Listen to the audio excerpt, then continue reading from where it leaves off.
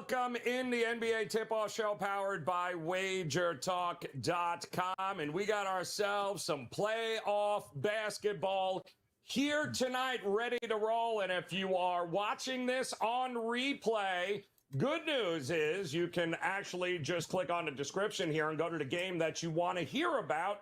It is all listed and time-stamped for you. But those of you joining us live, we got a treat for you here today. Three of the very best. Couple of OGs in the house here today to break down these games tonight as we welcome in man who needs absolutely no introduction, which is why we won't. We'll just go to Skee Profit. What's going on, Skee, in the house, as is RR1L, Steve Merrill, and I kid, our good man, Tony Finn, back in the house. The OGs have got it, and Skee, I know you got it here tonight. There's got to be a little something brewing for you. Only a couple of games. Do you have anything locked, loaded, ready to roll at Wager Talk for us? You know, I'm not shy, Joe. And things have been going pretty well for me in the association. I won, I think, a little bit under 63% my last 140 plays in the NBA. But tonight, I'm not loving anything. So I haven't made a play just yet. I'll keep talking them out with you guys and looking at the board and seeing if I do come up with a play. But the best way to get involved with me is an all-access pass. They've marked down my NBA down to 139. You can be with me for the rest of the finals. And you'll know as soon as I make a decision.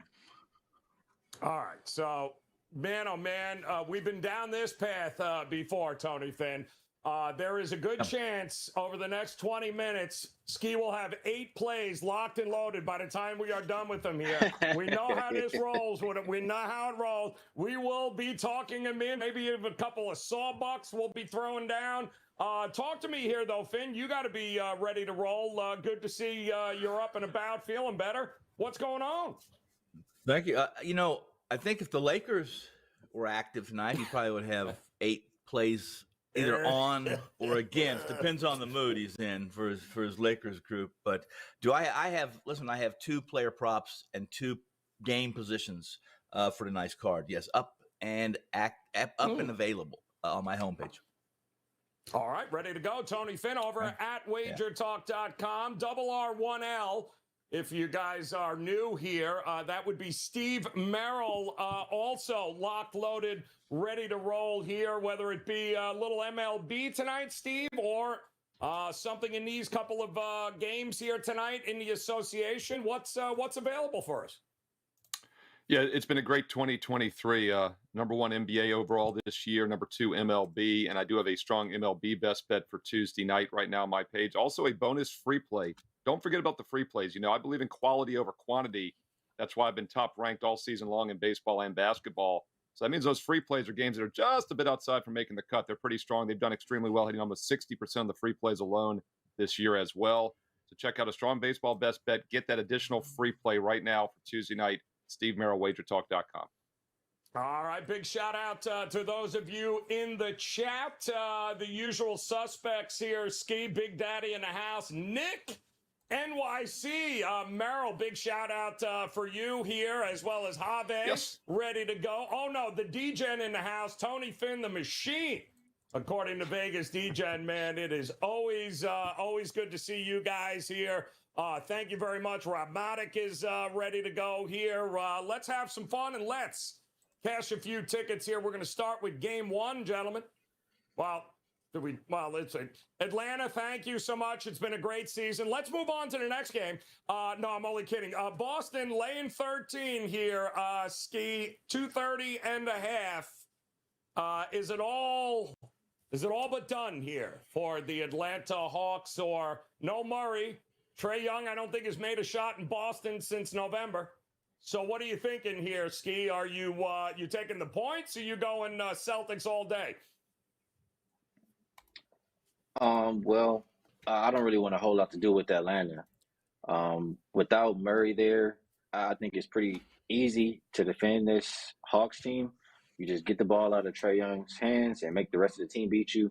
And I think that's what we'll see Boston do tonight. They have more than enough offensive firepower, as they've shown each and every game, and the Hawks don't play any defense anyway. So I would look towards either Boston on the spread, Boston team total.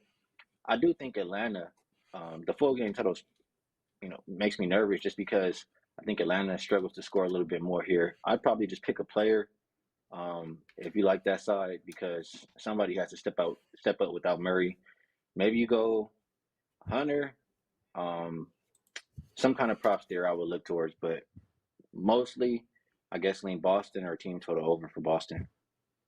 Ooh, all right. Yeah, I mean, listen, there's a lot of ways to approach this one here tonight, Tony Finn. I would imagine most people watching this right now, the guys in the chat room, they're all trying to figure out the best way to back Boston in this one. But is there a way to back Boston in this one? Are we ignoring the dog here in this matchup to cash a few tickets? Well, I don't think we are. I mean, I think if you look at this series, and we talked about this prior to first round even getting underway, and that was that Boston, I think they closed as 10-point favorites game one, and I think 10.5 or even 11 in game two. What's the current number right now? I don't have the screen. I didn't bring it up because I was doing some work. What is it showing right now? Is it minus 10? What's it, minus 11? 13 and okay, a half. Yeah. Yep. Okay, so it's climbed because my original number on this was 10.5 right there, at least when I saw the opening numbers of the overnights prior a couple nights ago or yesterday morning.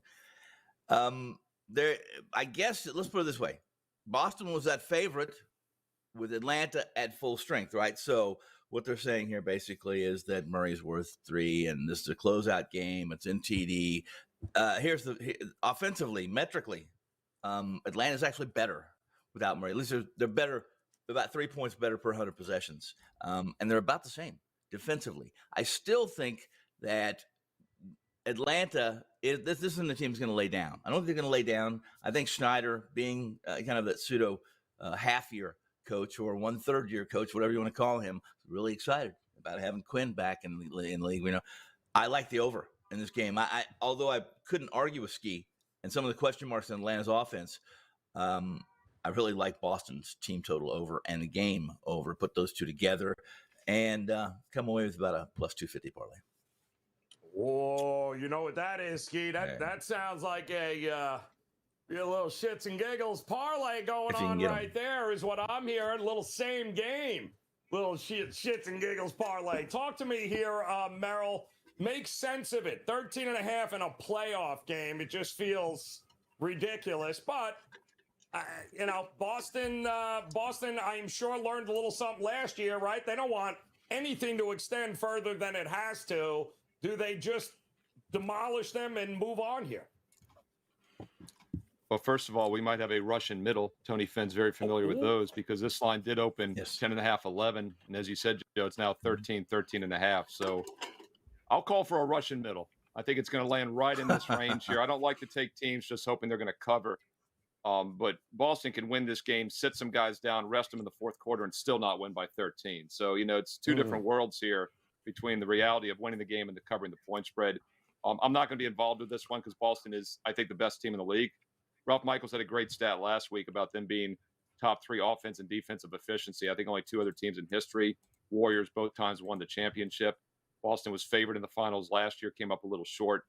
So I don't think they'll miss an opportunity to close this one out. And don't forget, Philadelphia closed their series out already. So Boston cannot go another couple of days and have to play. So no question they're going to win this game. I don't like to once again play a team I think is going to lose cover, but I do think this line's gotten a little inflated. The over, as Skee said, is interesting because if it becomes kind of a blowout of playground style, then obviously, it should be a lot of points. But 230 is a pretty hefty total. But I once again think this might be a runaway game. Yeah, well, it's maybe early, too, because we've seen Boston be like, all right, let's just end this, and then we'll hold on in the second half. So I think 8.5 is what we saw in the first half as a line. Well, 118.5 for the total. So a couple of different ways to approach this here tonight. Hawks, Celtics, that's going to be game 1 tonight with that total looks like creeping up a little bit as well. So let's move on to game 2 here tonight. And again, this is another one of these situations where you either win or you make tea time. And that's what Minnesota is looking at right now here as Denver back home, laying double digits, 10 now, 220.5 is that total. 9 o'clock Eastern time tip here, and we just watched, Skee. Minnesota tried to do everything in their power to lose that game, that last game there. Somehow, I don't know how they went on a 12-0 run in order to be able to even get that game to overtime. Is mind-blowing, but they pulled it out. 10 is a huge number in this matchup for a team that's back is against the wall. What are you thinking here, man? Is it Denver for you? I wanted to back Denver here, and I feel like, all year long, they've been really dominant at home. I think against the number as well. And I wasn't too surprised by the outcome of last game. I mean, Denver is a team that doesn't have a winning record on the road so far this season, and is a desperation spot for Minnesota. So they went all out. They barely got the win. I just don't know that they can do that again in this one, especially on the road. So I would lean towards the Denver side. It's interesting to me that the total is coming down. I don't really view either one of these teams as great defensively. And I know that last game, it took overtime and it still didn't even get over. But I've heard both of these coaches talk. And the key to success as far as Chris Finch is concerned is playing with a little bit more pace and Edwards attacking earlier. And as far as the Denver side, he wants to play with pace as well. He says they've been a top 5 team as far as playing up tempo all season long. So that always wants, I want to get to the over when I hear those kind of things. But maybe in an elimination game, we finally do get a little bit more defense. So that's why I'm shy on this game. I'd probably just prefer to play props. If you like the Minnesota side, if they're going to be in the game, I trust Anthony Edwards over anybody on that squad. I think he'll get his points, and maybe points and assists, something like that. And for the Denver side, Minnesota's had some trouble this series guarding Murray. I might look towards him over his point prop or something like that. It also seems that we kind of got ourselves a pattern going on here, Tony Finn, where Minnesota's biggest problem is holding on late, but they don't have a problem being pretty damn competitive early here. How are you going to attack this game tonight? Well, that's a good point. That's a point of contention for anybody who was on Denver last game. Even though they came back, but or somebody was on Minnesota and then had to go to overtime with that worry, right? I think if you look at this series has really been it's been a different animal. As the season went along, we talked about this 100 times. We talked about it once, and that was that when the Joker's off the court, this Denver team has a net rating of about -25, right? That's not been the case in this series. When he's off the floor, they've been capable. They've been competitive. And I think what that does, it points to the losses that this Minnesota team suffered in the last week. They have no bench. The bench has contributed 10 points, 12 points. I don't know what it was last game, but those two totals, with Prince playing and scoring no points in one game off the bench, it's hard to win in the NBA without some kind of a net rating that's cooperative with your money you've pushed across the counter. I didn't think Malone. I thought it was going to say, listen, end this, guys, in Minnesota, put these guys down, kick them when they're down. And because let's have that edge over the Suns, who looks like the Suns, right? Looks like the Suns are up 3-1. We'll have 2, 3, 4 days extra rest over the Suns. Not the case. Suns play tonight, Denver plays tonight. I expect both those teams to win, and now we're even again, right? We're even as far as rest goes. Cover that 10. I don't know, guys. I'll say this: is Denver, a point or two heavy tonight on the line? I mean, comparative to the early season numbers or the early series numbers when they were in Denver, right? When they were -10. I'm certainly not going to be on Minnesota and that short bench, not any way, shape, or form. However, I thought Denver would end that game, and Minnesota is 4-point favorite, road favorites. Right. I liked them. I played them. I lost. Yeah. Well, no, you weren't alone there, Tony. And the one thing that we've noticed again is that the Nuggets have had no problem winning the fourth quarter. Game 2, Game 3, they won the fourth quarter in Game 4. They actually tied a fourth quarter in Game 1, Merrill. So where it tells me we've got a Minnesota team who's running out of gas as this game goes on. And maybe that's just a way to attack it. Instead of having to lay 10, you know what you're going to get from Denver in the second half, don't we? Yeah, I like where you're going, Joe. I think the best way to play this is let's wait in game. Let's hope Denver is up going into the fourth, and let's play them to win even by more. Because if they're up already and they've been better in the fourth, Minnesota knows the season's over. That's how we've seen these play out. Like, think back to this weekend. Brooklyn was up for a good amount of that game early without Embiid at down 0-3, and then the Sixers pull away in the second half, the fourth quarter, and they win and sweep. The Phoenix Suns were losing outright mid-third quarter, late third quarter. The Clippers were up outright, ended up getting blown out basically in the fourth quarter. And as you said, Minnesota tried to blow the game the other night. Denver came on strong. They were forced to overtime and came up short. So, yeah, I don't really see a scenario in which Denver is not the better team in the fourth quarter. If it's a tight game, Denver's going to close it out and win. And if it's already out of control or out of reach, then Minnesota's just going to, what do they have to play for at that point? They're going to be fatigued, and I don't see it getting any better. Yes, Denver might sit some guys at that point. I guess that'd be the one concern. But there again, the in-game wager, you can kind of figure it out if you want to play it or not. So I think in-game live is a good way to go. And by the way, there's a poll right now on YouTube on the live feed. You can predict which one of these games will have a game 6. Over 50% right now is saying none of them. And mathematically, that is correct. I did some quick math for you, Joe, because Rob Vino's not here. I had to do some math. Yes. 88% for Boston, 88% for Phoenix are the rough estimates, 81% for Denver. So if one game was going to have an upset, obviously this is the shortest spread at 10. But there's a 63% chance all three favorites win tonight. So very unlikely we're going to have a game 6 in any of these series. Wow. Sounds like a shits and giggles, Skee Profit. Money line parlay on the favorites as Merrill's rolling out all sorts of numbers here. 63% all the favorites pulling it out here tonight. We probably still lose money, though, if we bet that. All right, so let's see. We got one more game. And this too, game number, let's see here. 3 games to 1, 4 games to 1, 12 and a half. 22-24 and a half. This is going to be the late one here, guys. And shocker, stop me if you've heard this, Skee. Kawhi is not playing. He's been ruled out. And so has pretty much everyone else. Can we just be realistic? Can we just look? Are we fading or backing Russ in this game? Come on, Skee, tell me. Should we back him or are we fading him? Well, in this particular situation, you should back him just because there's nobody else on the team. He's the only one to kind of, or not the only one, but he's going to be the guy trying to lead them to a victory in this game if he can. And so I'm not going to talk anybody off his props. Am I a big Russ fan? Absolutely not. But you could probably bet on him tonight. You guys know how I feel. I've been saying it all year long. I say it every single year.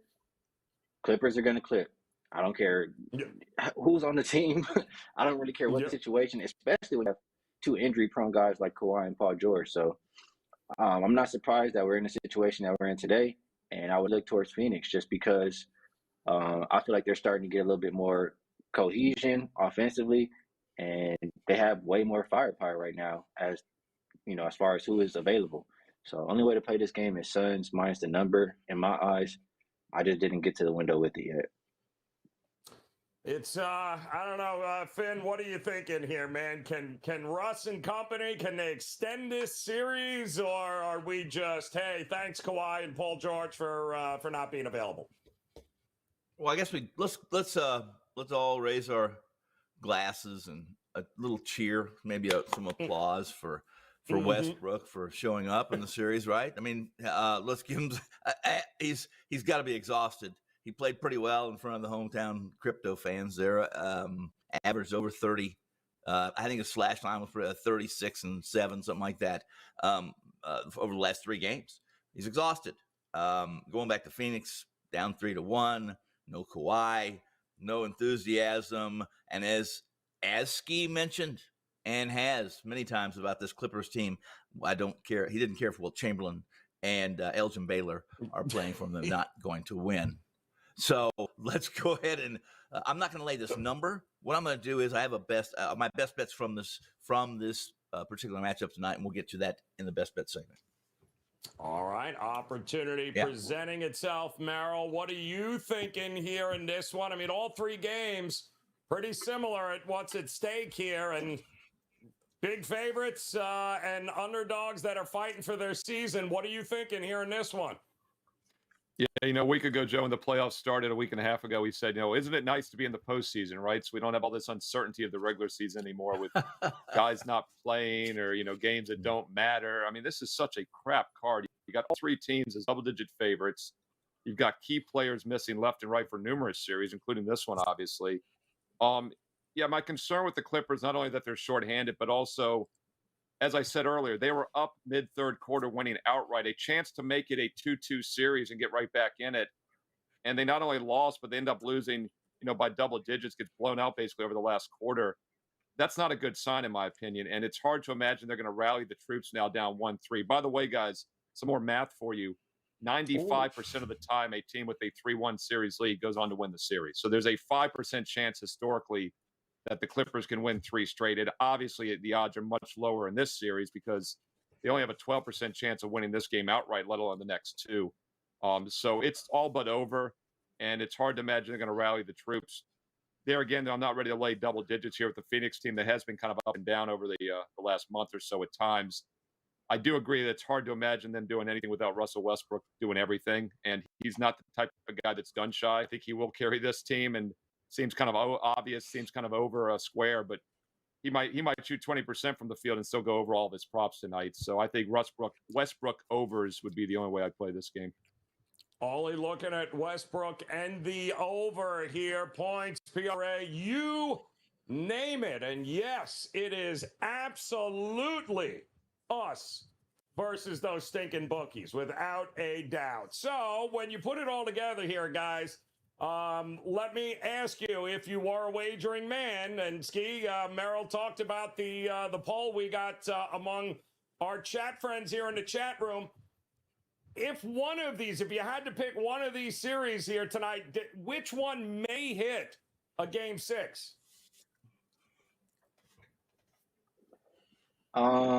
If I have to pick one, it will not be Atlanta. Yeah. I would say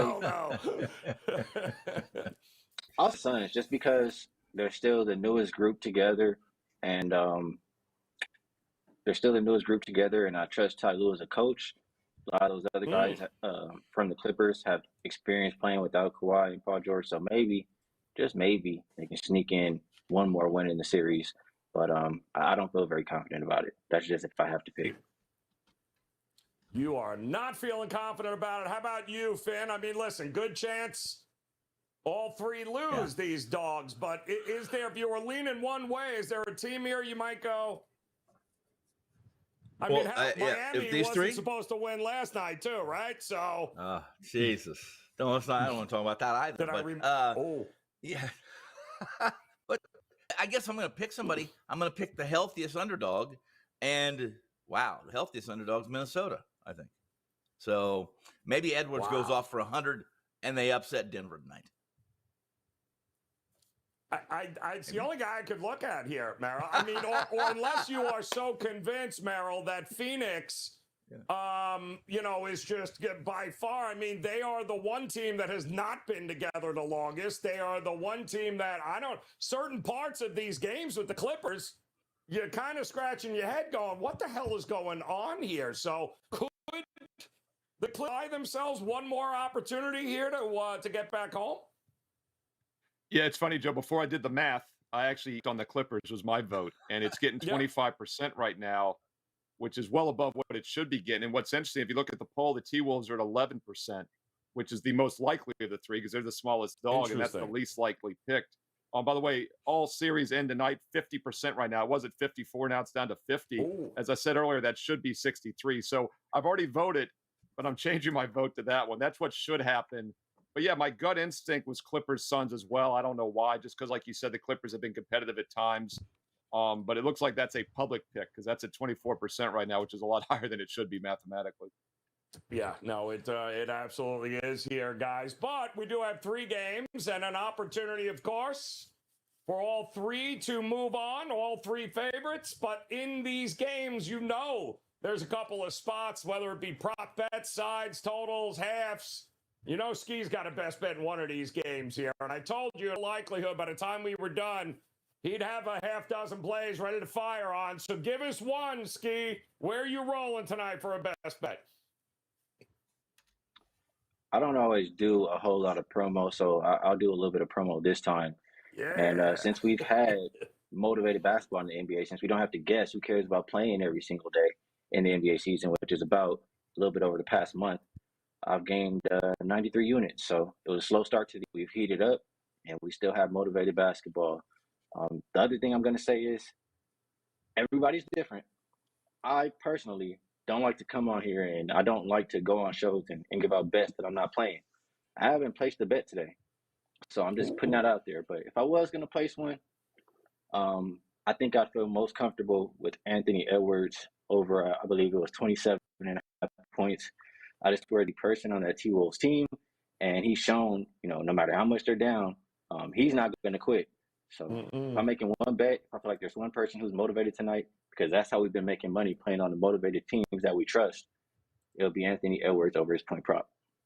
All right. I don't hate that at all. Think there's probably a foregone conclusion. He's on the court, and he's going to get his averaging close to 33 a game alone here in this series. So awesome stuff there, Tony Finn. Come on, man. Yeah. You said you got a couple of best bets going on, but give us something here for the show we can lock into. Let's go to. I spoke to the Clippers and the Suns tonight, and I played. I'm a little contrary to what Steve talked about, and that he thought that Westbrook would still carry this team. Maybe I'm from the school of thought tonight that what Westbrook's done has been fantastic last couple 3 games. Like I mentioned, I looked it up after I told you I didn't know. It's 31.7 points, 6.3 rebounds, 7 assists per game over the last 3. However, the last 2 obviously being in Clipperland. This one's back in Phoenix. The Suns get better with each passing game.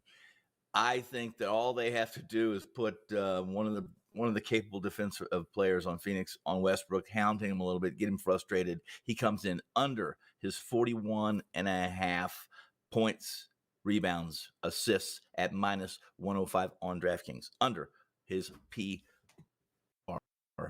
Westbrook tonight in Phoenix. What? Get her done, Westbrook, man. Boy, it's amazing what one series has done to kind of reclaim a dude's legacy here and what people think of him. But he wins this game tonight. Oh, the Lakers are going to be like, why? Why did we get rid of him? Talk to us here, Merrill. 60 seconds on the clock. Where are you going tonight? Going to look at a free best bet for tonight in the NBA playoffs on Tuesday, April the 25th. Just a quick reminder, though, baseball's been fantastic this season as well, and I do have a strong best bet tonight on Tuesday on my page right now at WagerTalk.com. Also, a bonus free play game that was just a bit outside for making the cut. Number 1 ranked in the NBA, number 2 ranked in MLB in 2023. So check it out. And there's also a fantastic special. Buy a 30-day package right now at a discounted price, and you get an additional 7 days for free. I'll do the math for you. That's 5 weeks for the price of 4, even for less than that, because it's already a discounted price. So check out that fantastic offer. Works out to just about $6.50 a day for every best bet. Steve Merrill, WagerTalk.com. Let's go under the total between Denver and Minnesota, under 220.5. I know Minnesota can be bad defensively on the road, but I think being an elimination game, they'll still bring the defensive effort. I'm just not sure they can score enough to win this game, though. And I think we get there. Denver takes their foot off the gas in the 4th with the lead. Under 220.5, Nuggets T-Wolves on Tuesday night. Boom. Love it. Cheshire Cat, by the way, chiming in. I like this. He's looking for any sort of Westbrook for 100 tonight. 100 points, anyone? Can we get Westbrook in there? 100 points.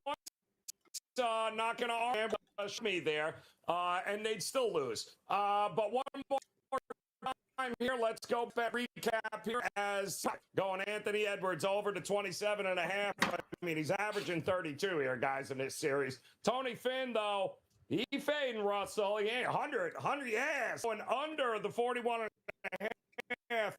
He not buying it here. Why Steve Merrill thinks maybe not as many points there with Minnesota and Denver tonight, under the 220 and a half. And quick reminder, guys, over at WagerTalk.com, head over to Steve Merrill's page, head over to Tony Finn's page, and Skee Profits page, guys. Best bets across the sports betting landscape available to you right now. Just join over at WagerTalk.com. Partner up with these guys. They are, or all three of these guys, they are locked and loaded here in what is going to be one hell of a finish, and it's already shaping up to be pretty exciting here across the playoffs. I mean, Skee, when you think about it, we got a 7 seed 1 game away from an 8 seed 1 way from moving on. So the playoffs are a little surprising thus far to you. I mean, I know you got the Lakers, but I mean, Miami a game away. That's a 7 and 8 seed away from getting it done here. What are you thinking? Well, since I've been watching the NBA, maybe even since I've been alive, I don't remember ever seeing 2 of the lower seeds being up 3-1. So very surprising in that regard. I'm not surprised to see the Lakers up though, because that's who I chose to win the series. Have a nice plus 130 series ticket on them. I am surprised a little bit by Miami, just because they are really, I feel like they're starting to fall apart as far as, the injuries that they've seen. And also, I mean, I guess you could look at it from the other side. Giannis getting banged up too, so that changes things. So a lot of injuries in these playoffs, but very interesting to see how things are turning out. And not surprised to see Jimmy Butler do what he does in the playoffs. I know you're happy about that, Joe.